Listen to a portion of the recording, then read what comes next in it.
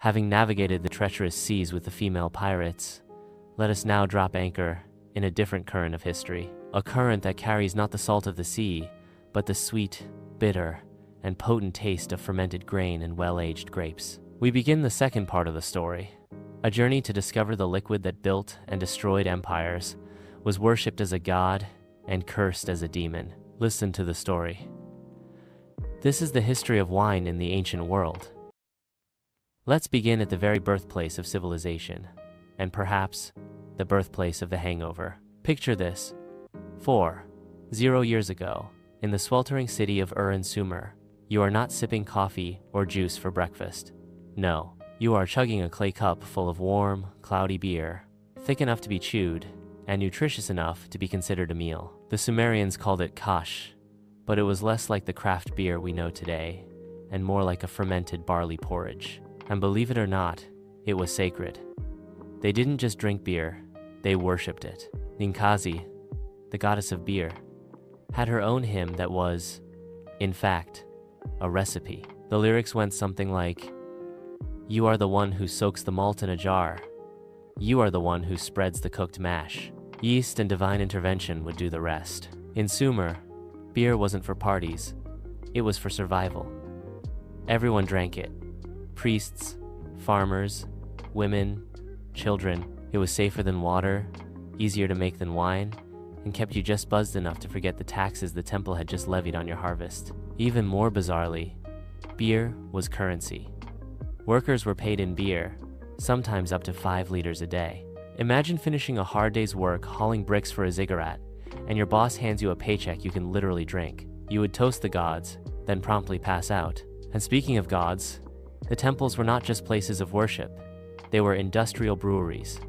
High priests supervised production with holy fervor. Brew mistresses.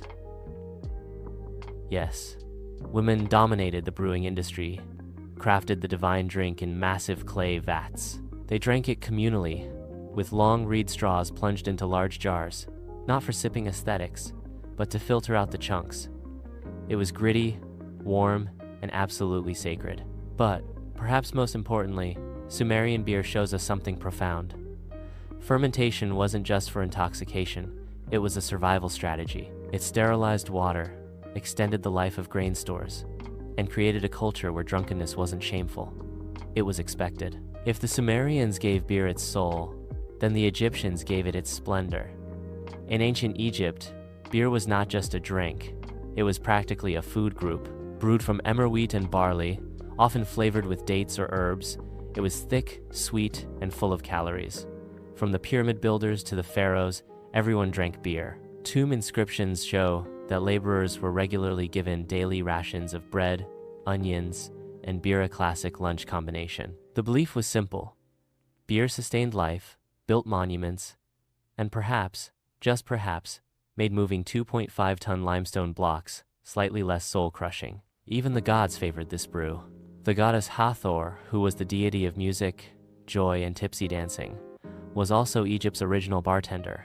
But it was Sekhmet, the lion-headed goddess of war and wrath, who had a legendary drinking problem that may have saved humanity. According to myth, Sekhmet became too enthusiastic in punishing humans and went on a divine rampage. To stop her, the god Ra tricked her by dyeing thousands of jugs of beer red and pouring them across the fields to resemble blood. Sekhmet, thinking it was real blood, drank it all.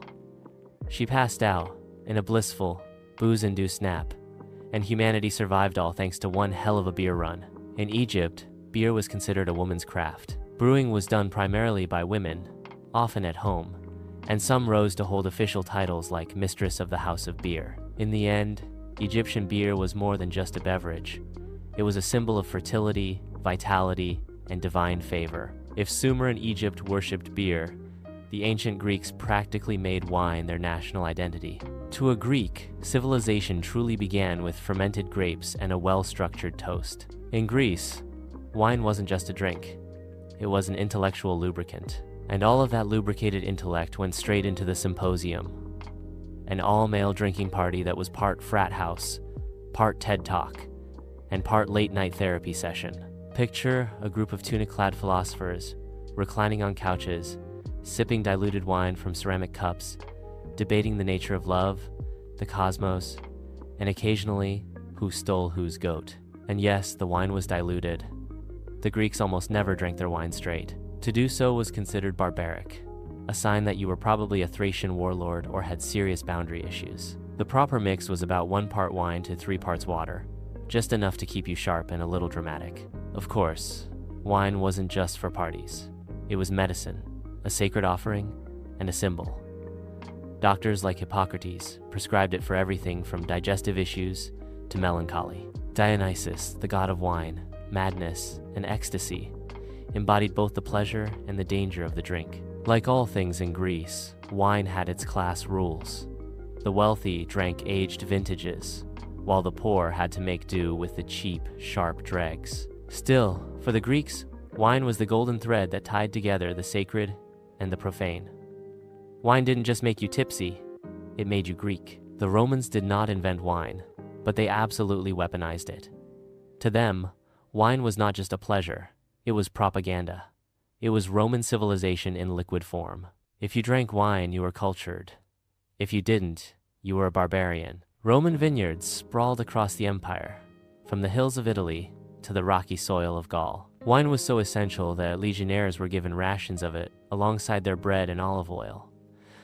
This wasn't just generosity, it was strategy. A buzzed soldier was a loyal soldier, or at least less likely to mutiny before lunch. But it wasn't all war and vineyard logistics.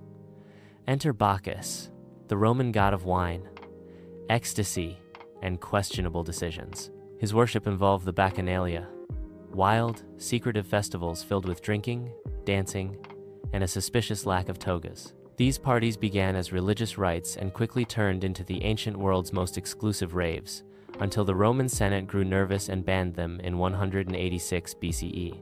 The love of wine was hard to kill. Rome even classified wines like modern sommelier. They knew which vintage came from which region and how long it had aged. The most prized Falernian wine, a strong, sweet vintage from Campania, was basically the Dom Perignon of its day. And just like today, Roman wine had its class divisions. The elites drank refined wines, often mixed with honey, herbs, or even seawater. The poor made do with lora, a thin vinegary sludge made from rehydrated grapes, the ancient equivalent of boxed wine mixed with regret. While the Greeks and Romans were swirling wine and quoting philosophy, the Celts were chugging golden mead from drinking horns the size of a toddler. And honestly, they seemed to be having a lot more fun. Mead, that ancient blend of honey, water, and wild yeast, was the drink of choice for Celtic tribes across Gaul, the British Isles, and into what is now Germany. Sweet, potent, and glowing like sunlight in a cup, it was the nectar of warriors and druids. Unlike wine, which had an air of urban sophistication, mead was raw, primal, and deeply intertwined with nature and magic. For the Celts, drinking wasn't just a pastime, it was a full-contact sport. Feasts were held in wooden halls where warriors boasted of past glories, recited poetry, and occasionally started brawls.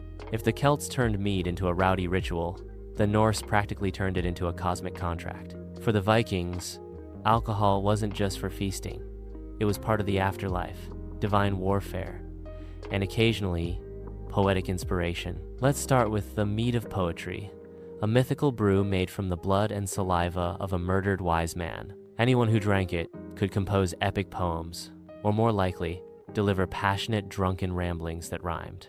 The Norse believed that when you died heroically, you didn't go to a cloudy heaven or a cozy underworld.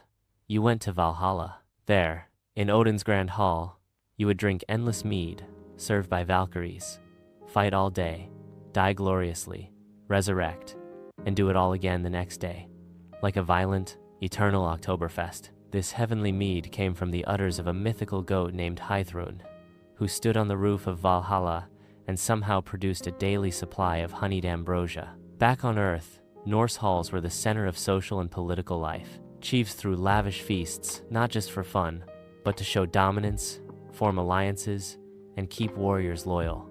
Drinking was a performance. Drinking horns were prized possessions, and refusing a drink offered to you was an insult that could end in a duel. While the West was busy with barley and mead, ancient China was quietly perfecting the science and ceremony of alcohol. The Chinese didn't just drink, they turned it into an art form, a religious tool, and sometimes a high-stakes drinking game that decided political careers. Jiu is a general term for alcoholic drinks, from weak rice beers to powerful grain-based liquors. But alcohol in ancient China wasn't about getting wasted. It was about balance, harmony, and timing. In Confucian thought, moderation was everything. If you got sloppy at a banquet, you weren't just embarrassing yourself, you were disrupting the moral order of the universe. Rituals were at the heart of Chinese drinking culture. Alcohol was poured as offerings to ancestors, to heaven, and to earth. Poets and scholars elevated alcohol into a muse. Li Bai, the legendary Tang Dynasty poet, famously wrote his best verses while drunk. In ancient India, one might have been sipping their way to enlightenment, or at least trying to. Enter Soma, one of the most mysterious and mythically loaded drinks in human history. No one really knows what it was. What we do know is that it was sacred and strong. Soma wasn't just a beverage, it was a god, a living deity you could drink. According to the hymns, Soma flowed in a golden stream and made the drinker feel immortal. It was consumed by priests during fire rituals, believed to bring clarity, divine vision, and possibly some epic hallucinations. Eventually, the original Soma plant disappeared, lost to time, climate change, or perhaps someone accidentally ate the last patch during a vision quest. Across all ancient civilizations, alcohol was sacred, medicinal, social, and sometimes utterly catastrophic. For every priest singing hymns over a sacred brew, there was a king somewhere chugging himself straight into chaos. Because while fermentation could build empires, it also had a bad habit of unseating the people in charge. Take Alexander the Great, conqueror of most of the known world, but also a notorious binge drinker.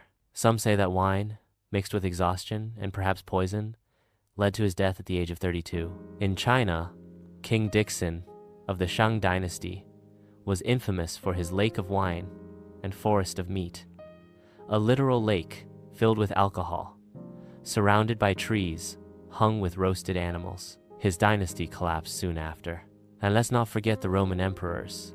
Caligula mixed wine with madness. Nero drank until he wept during his theatrical dinners, often for himself. Ancient texts across cultures warned against excessive drinking. Confucius preached restraint.